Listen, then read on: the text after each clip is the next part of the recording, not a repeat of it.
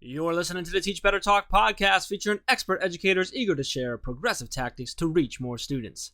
Teach Better Talk is created by teachers and fueled by passion. Let's get started.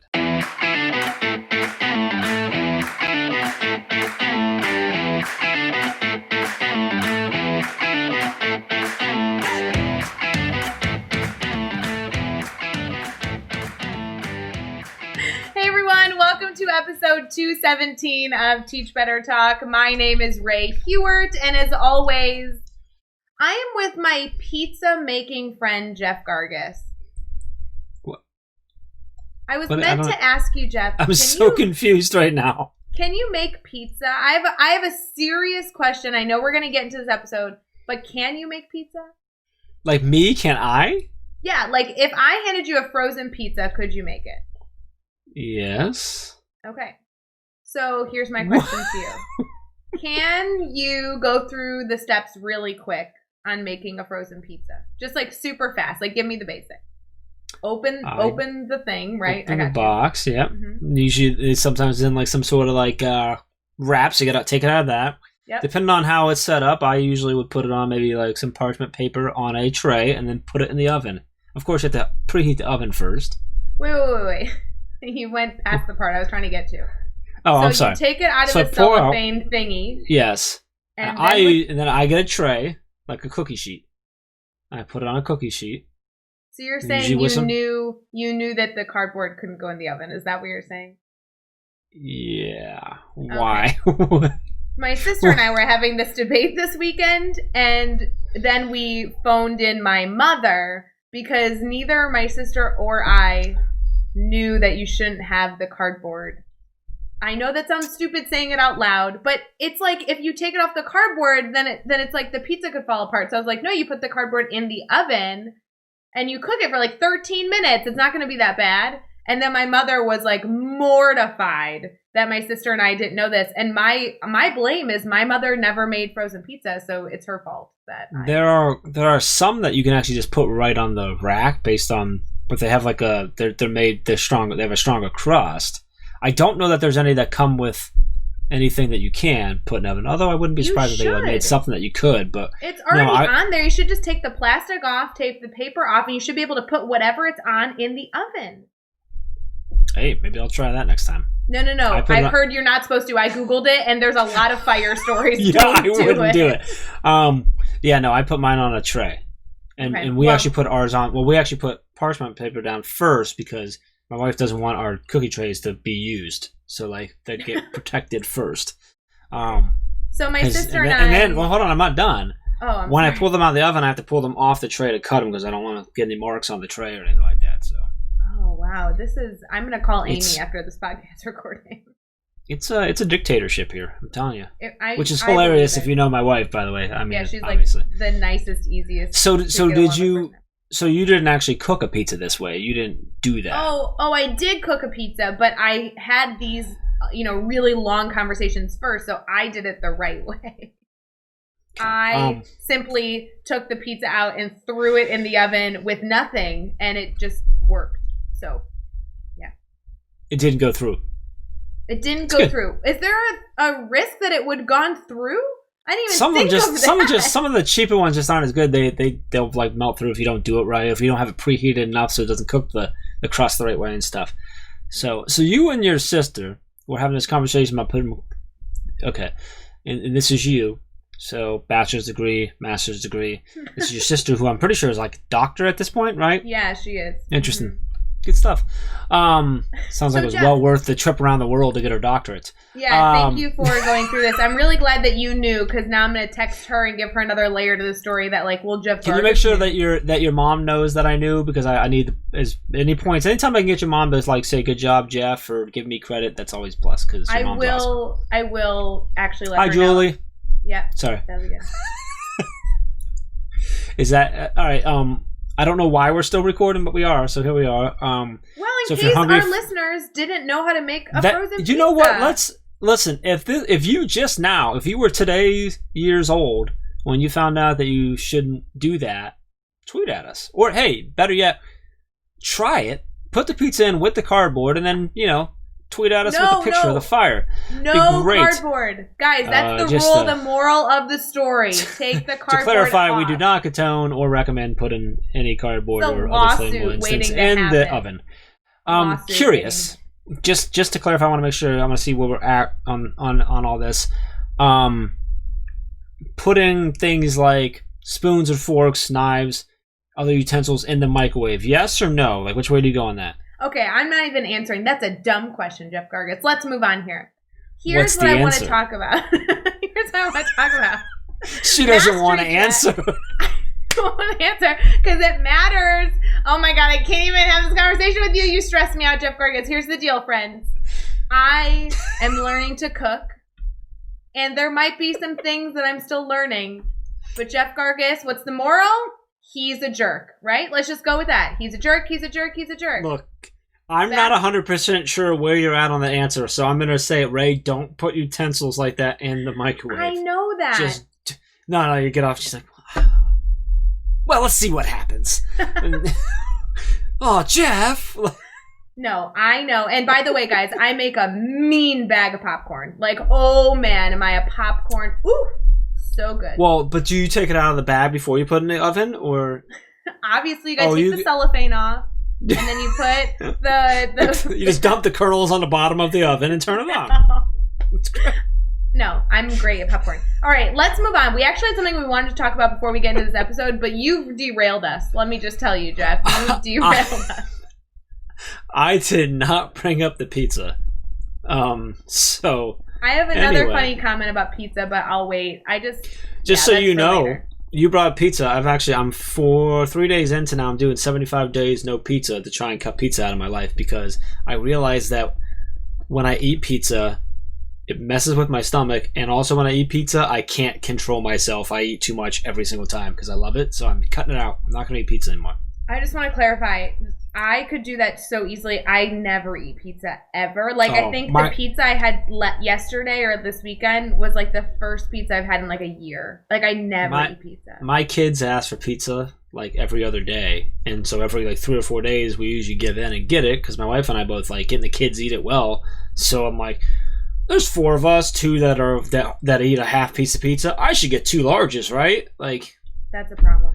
And just pound 6 pieces of pizza. Yeah, it's a problem. Which is why I'm doing 75 days. Because I'm at like 300 and something days with no fried foods at this point. So, no French fries doesn't count. Yeah, French fries. I have such an issue with so many things you just said. But, anywho, there's so many things. I just want to confirm, though, I would have pizza with your family anytime they wanted. So if that offer still stands, if they're like, want to like trade me in, like put me in, coach, like let me know. I'm in. I'd do it. I just don't think Chris would appreciate me showing up to teach a classroom. But, let's see what happens. Oh, Chris, my principal. Yeah, he wouldn't. That's true. Especially since we're remote. It would be like, who's this weird guy in our Zoom call? It'd be weird. Well, I don't know. Chris, if you're listening, tweet at me. Let me know. Would you be okay with me? Actually, anyone who's listening. Would you be okay if I swapped in and took care of your classroom for a few days? Like, Let me know. Maybe I'll do it. No. Moving on, I want to talk about Mastery Chat really quick because, Jeff, so many people have been asking me about remote learning resources. I literally have 2 messages right now in my Twitter DMs of people who've messaged me within the past hour.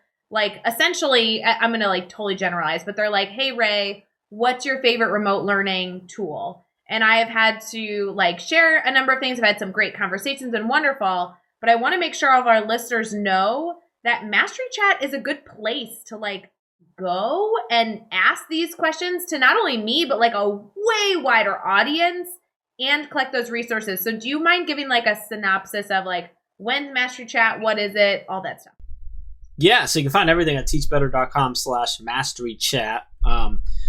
Or every Thursday night, 8 p.m. Eastern time on Twitter. It's Mastery Chat. So if you're not familiar with this, I'll give you the really quick version here of what a Twitter chat is.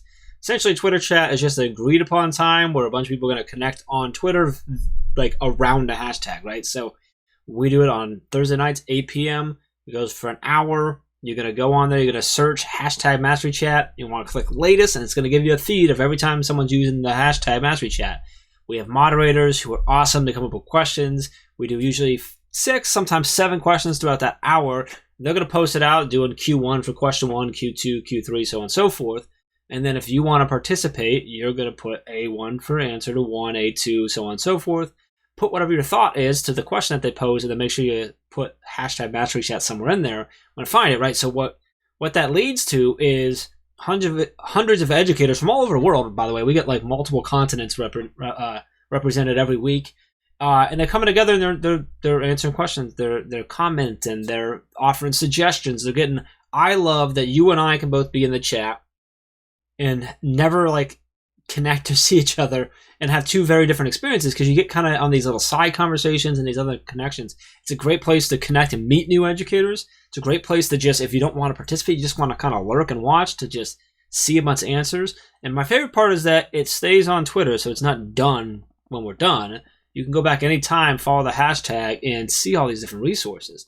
And then what we do every Thursday night is right afterwards, around 9, a little after 9 o'clock Eastern time, is we go live all over our social media, typically with our guest moderator, and we talk a little more in depth about things. We usually, I like throw in a couple of their own questions at them, letting them answer live. We talk with whoever's commenting and stuff. So like Ray said, it's a great place to connect. It's really this awesome like community, like family feel of we're coming together, we're trying to learn. It's a space for everyone. They're all trying to grow together, trying to be better together.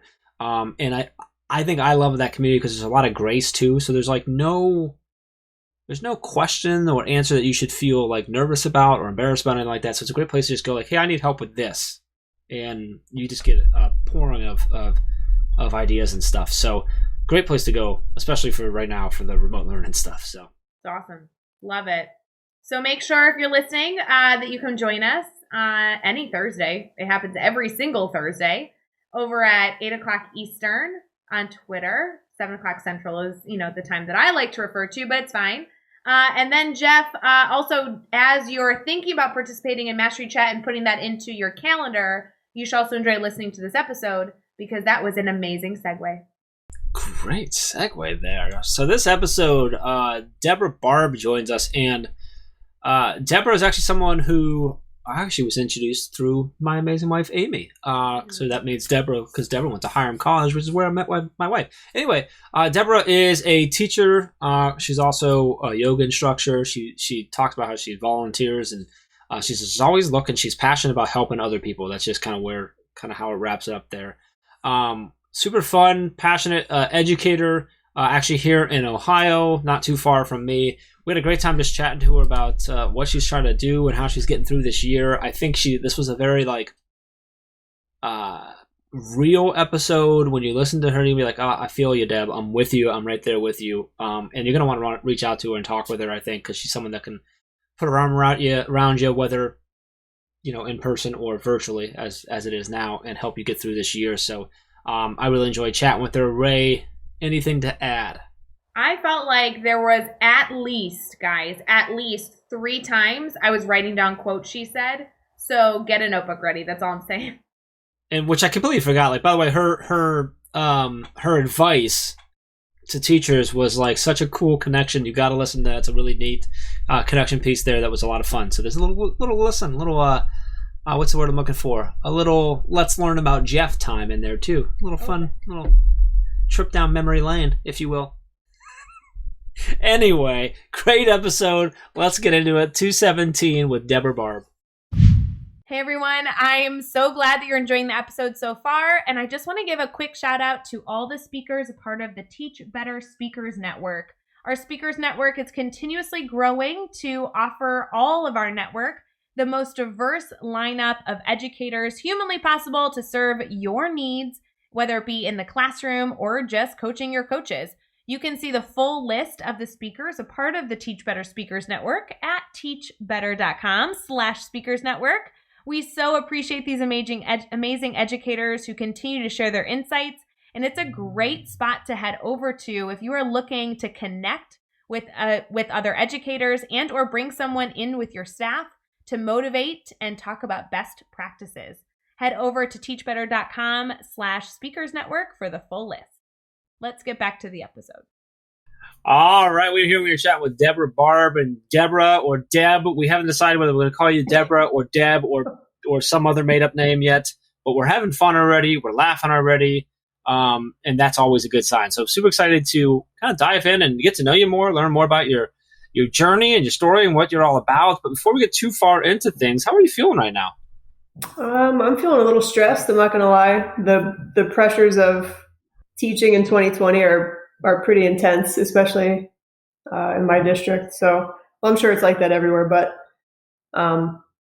just a little scattered and it's not a normal school year. That's for sure. Well, Deb, hopefully we bring some positivity to your evening. I thought you were going to say you were stressed because we were interviewing you. I'm glad that that's not the cause. This can hopefully just be a fun time all together. Before we get too far into all the things we have to discuss, and trust me, guys, I have a list of questions for you, Deb, so many things, especially since I know you're into yoga. So we'll get there. But before we get into that stuff, would you mind kind of answering that age-old question of what you do? Oh, man. That's a hard question. I do a lot. I really am just a pretty busy person. Besides being a high school teacher, I also teach yoga. I used to coach basketball. I still play basketball in an old ladies league at my local YMCA. Try to help out wherever I can with little volunteer gigs and things like that. So I'm pretty involved in my community, but I guess the short answer is I'm a teacher. So Ray brought it up. So I'm going to bring it up for Ray. So you do teach yoga. How do you have your own studio? Do you teach at a studio locally? Do you do all online right now? What's that like? And what pointers can you give Ray? I don't know. Ray's in the middle of a pretty intense challenge, so she's going to have to give us some pointers too, I think. Guys, I'm nervous. I need all the motivation and tips and tricks you've got for me. Just show up and try. That's all you got to do. That's it. Yoga's pretty good like that. I like that. That's a good show up and try. That's kind of how I approach math class too. That's like our motto here at Teach Better Talk is just show up and try. Show up and try. That's all you got to do. So that's all right. So let's talk. One of the things we talk about a lot on this podcast is failure and the lessons learned from that. So can you share a story with us about a time that you've had a failure in your life? Kind of take us there with you. What happened? How did you overcome that? And then what did you take away from that experience? Wow. That's a big question. I really try to live my life in a way where I don't have a lot of regrets. And I a lot of times walk away from situations maybe that other people would consider failures. And I kind of feel like if I can really take something away from that experience, learn a new skill, learn something about myself, then maybe it wasn't a failure after all. So I would say the closest thing to a true failure that I had was I had started my second grad school program. So I was working on a master's degree, and I got into my second semester, and just life got kind of crazy. And I just couldn't manage everything. I was teaching full time. I was coaching basketball. I, had a whole entire personal life with a lot going on, and I just couldn't manage doing well at school. So I got to the point where I had a couple classes where I was sitting at the D range, and I just couldn't accept that for myself. So instead, I completely withdrew from my program.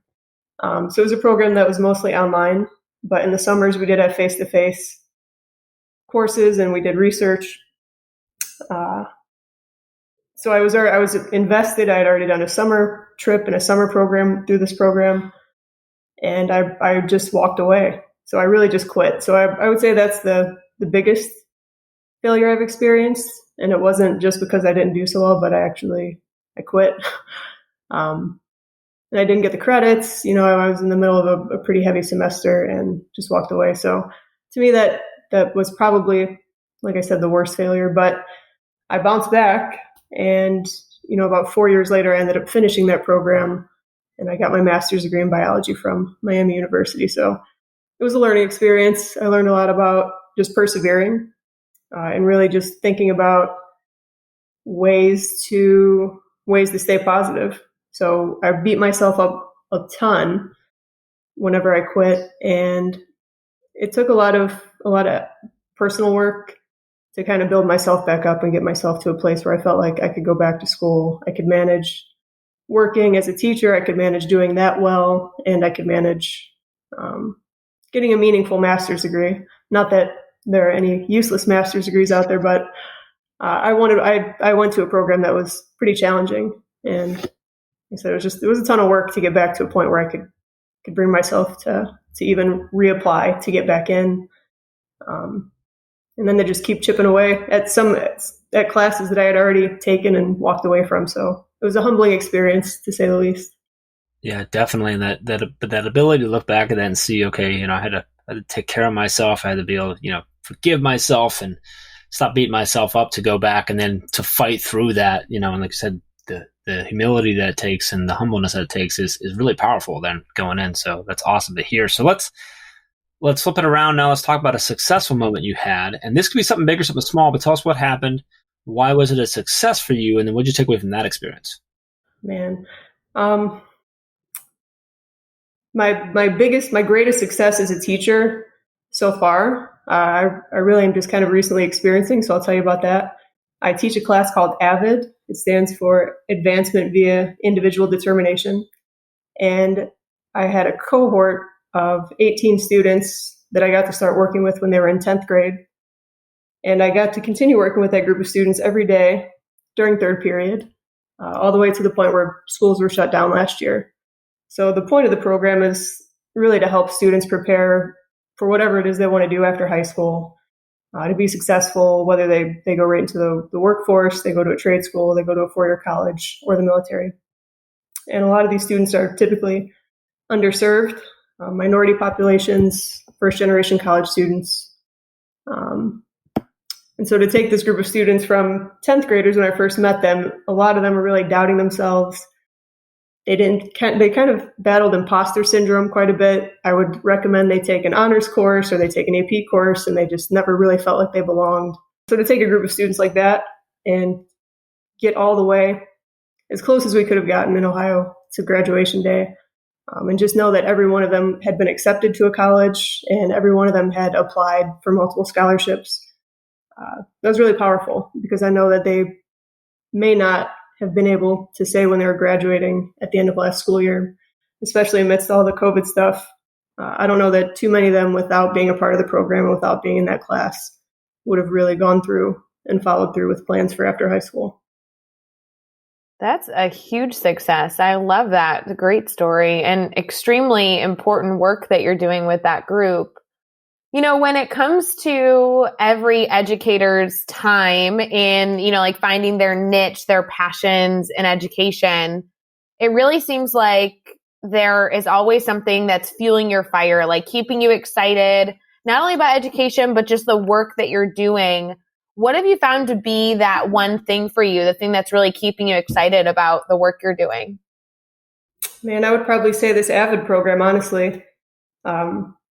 I was a student in high school that this program would have been perfect for me. Neither of my parents went to college. We were pretty low income. But, I kind of had this thought in the back of my mind that I someday maybe I could be one of the people who go to college. And thankfully, I had some coaches around to help me with that process. So I really just find a lot of passion in the population that we serve through the Avid program. I know that it's a program that has worked for a lot of students in our district. And now that I've graduated my cohort of Avid students, it gives me a little more time and flexibility in my day and my schedule, and even just the amount of energy I have now to give back to the program in some different ways. So I really want to help the other teachers. There's an Avid teacher for every grade. So right now we have 4 Avid teachers at our high school. And it's just really nice and exciting to me to know that I can go back and help them now that I've already graduated a group. And just be a part in some other ways of supporting not just the students, but also the teachers. Absolutely. So if I'm listening right now, before we get to our next question, which always has to do with advice, I kind of want to ask a follow-up to this Avid program. If I'm listening right now as an educator, maybe I'm in a high school and I don't know if we have this program, or I'm not in a high school, but I want to kind of look to see if I can recommend this program for schools in my area. Is this something that I can Google search and find information about on? Do I reach out to somebody? How can I maybe see if Avid is appropriate for, my area? Yeah. So if you go to avid.org, that's the website that has all the information that anybody who's interested in the program would want to know about. It is a program that requires training for our school districts to be certified to teach this curriculum. So it's kind of an outside curriculum that individual school districts, or maybe even schools, I'm not sure, but with us, it's at the district level, could adopt the curriculum and also have people within the district get trained to be able to teach the program. Awesome. Perfect. No, it's great. Like for everybody to look into. I love that. Question 5 always has to do with advice. You know, we're talking about all different teachers here. It could be really focused on those newer teachers, or we could look at any educator kind of like in our listening base. What type of advice would you suggest that, that an educator consider as they continue throughout their week and their career, trying to serve students the best way possible? I think my go-to advice in most situations where I'm seeking advice is usually because I'm second guessing myself. And I think especially for a lot of younger teachers who are getting into teaching right now, really any teacher who's still working right now, we're doing it very differently. So I think fear is a pretty common emotion that a lot of newer teachers experience, or even experienced teachers are going through right now, just with all the unknowns. So my best advice is be afraid and do it anyway. So maybe you're not sure how a lesson's going to work out, or maybe you're not sure how your colleagues are going to receive an idea that you have. I think it's really important that people learn to sit with some fear a little bit and just go for it anyway. Okay, wait. I know we haven't gotten to the advice part of like the 6 questions, Jeff, but that right there, gold. Well, like, Brad, I don't know if you've connected that yet, but Deb, I don't like how full circle that is for me to hear you say that. So I don't know if you know, some people listening might know this, but you know how Chad Ostrowski and I originally met was that I managed Chad's band when I had a record label called FTF Records. Most people knew, or the way we publicized it, we marketed it, the FTF stood for the fans, as in for the fans of music. But where the name actually came from was from it was an internal message I always gave myself, and FTF actually stood for Feel the Fear and Do It Anyway. No way. Yeah, so Ray, I don't even know if you knew that, but that's I don't like, Jeff, that you were like, well, our listeners might know, and then you say it, and I'm like, I didn't even know that. Did our listeners know that? If you're a listener, know that, raise your hand. That's what it comes from. So, like, literally, I'm listening to her and go, what? Like, that was perfect. It was spot on. I was just smiling ear to ear over here because that's how I've always been, too. Like, this team, Teach Better Team, was a prime example of that, where I was at a point where I was like, hey, like, I'm not going to do this business crazy thing anymore. And then I felt that fear and just did it anyway, and here we are, right? You know, so man, I am so behind that. Crazy. It's absolute gold. So I love that. So all right, let's keep it going. You're on fire right now. So we're gonna go the next 6 questions. Your goal is to answer each one in 15 seconds or less. Oh boy. Bonus points for anything that you accidentally tie to Jeff's past life. So we'll see what happens. Challenge accepted. All right, here we go. What is one EdTech tool you cannot live without? Google Drive runs everything. Give us a book you're reading right now. So embarrassing. I don't read books. I read journals and articles and stuff. I go to Jstor online for periodicals. Who do we need to follow on Twitter or Instagram today? You can give us up to 3. All right, I would go with the Focus 3 or Tim Kight. Edutopia, and then of course Avid for college, number 4 in the middle. Is your go-to Twitter or Instagram or both? Or I'm not a huge social media person, but Twitter for education stuff, Instagram for yoga stuff. Love it. What's a good YouTube channel or website or podcast for educators to check out? I would say for general education topics, Edutopia has some great stuff, including some mindfulness tools and just really progressive videos and ideas. Khan Academy or Headspace. I think those are important. Give us a daily, weekly, or monthly routine every teacher should get into. Press pause. Be present. I'm a big supporter of daily mindfulness and meditation practices, especially for teachers. And what is the best piece of advice you've ever received? From my dad, he said, "Make yourself useful, kid." Pretty much any time I was around and being annoying. And it turned out to be pretty good advice. I try to be useful. Oh my gosh, that is one of my favorite pieces of advice that has been shared. That's so awesome. You responded that way. That's actually really good advice. I feel like my father told me that all the time too. I feel like all of us are like, yeah, I guess that is good advice. Yeah. When you think about it. It sounds different when you're hearing it when you're like 9 or 11. I'm just saying. But that's awesome. Make yourself useful. Oof. I love this. So, Deb, I want to make sure our listeners can stay connected with you. I know you said you weren't huge into social media, but hey, like it's a great space to connect with new friends and stay up to date on the work they're doing. And I know that our listeners are going to want to do that with you. Would you mind kind of sharing how they can stay connected? Sure. I'm on Twitter at _Debra Barb, Instagram at YogableDeb, YOGA for the yoga. I guess I should spell the whole thing. YOGABLEDEB. And I'm on Facebook as Deb Does Yoga. So little heavy on the social media with the yoga stuff, a little more so than the high school education stuff, but that's where you can find me. You can find all the links, all the resources, everything we talked about in this episode over at teachbetter.com, as well as those really important links for connecting with Deb and checking out the yoga and getting a little more connected, keep the conversation going with her. So head over to show notes over at teachbetter.com for all of that. Be sure to hit subscribe so you don't miss any upcoming episodes. And if you can give us a rating and a review, we'd really appreciate that as well. And let's keep taking this one step further. Think of just 3 of your colleagues who need to hear these amazing stories and share this podcast with them. Deb, this was awesome. You did not disappoint. Super excited for people to listen to this.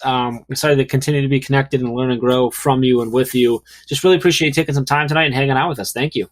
Absolutely. This was a good time. Yeah, thanks for cheering me up after a stressful day. We do what we can. That was our goal. It sounds like you might have succeeded, Ray. I'm pumped up about that. This is awesome. And until next time, let's get out there. Let's teach better.